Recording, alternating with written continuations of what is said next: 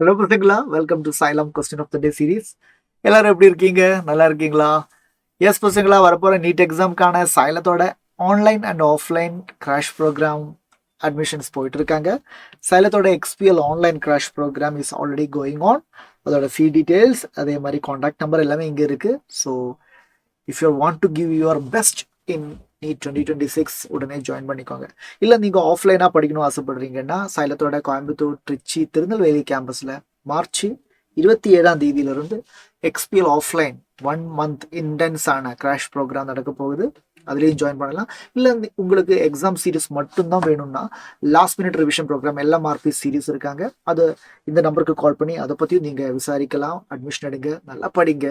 இப்போ இன்னைக்கு நாம ஒரு பியூட்டிஃபுல்லான கொஸ்டினை டிஸ்கஸ் பண்ண போகிறோம். Yes, the question is, when a non-volatile solute is added to the solvent, the vapor pressure of the solvent decreases by 10 mm Hg.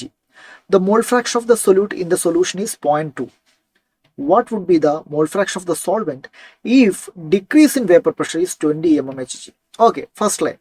When a non-volatile solute is added to the solvent, the vapor pressure of the solvent decreases by 10 mm. That means, பசங்களா, நமக்கு தெரியும், we have a relationship P0A minus PA divided by P naught A, that is equal to chi B.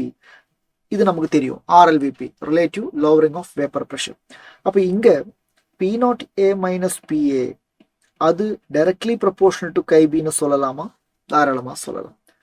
இங்க பாருங்க, when the vapor pressure solvent decreases by 10 mm mercury, vapor pressure of the solvent 10 mm mercury குறையுது. that means இந்த இடத்துல 10 இருக்கும்போது the mole fraction of the solute in the solution is 0.2.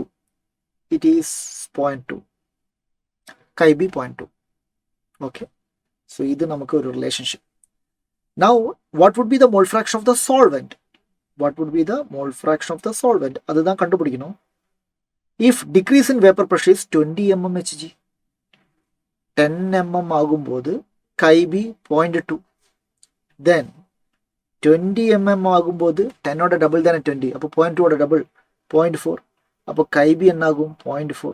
0.4 எடுக்கக்கூடாது, அது chi B. கேட்டது chi A தானே. chi A plus chi B 1 தானே. chi A plus chi B is 1. அப்படின்னா chi A ஓட value 1 minus 0.4, that is equal to 0.6. So option D is the right answer. Is that clear? Simple question தான், ஆனால் ரொம்ப தேவையில்லாம யோசிச்சு tough ஆக்காம ஈஸியா யோசிங்க. வெரி ஈஸியா இது நமக்கு சால்வ் பண்ண முடியும் இந்த ட்ரிக்கில். எஸ், ஸோ இன்னொரு கொஸ்டின் எடுத்து உங்களை எல்லாரையும் சந்திக்கிறேன். அது வரைக்கும் thank you so much. Take care. பாய்.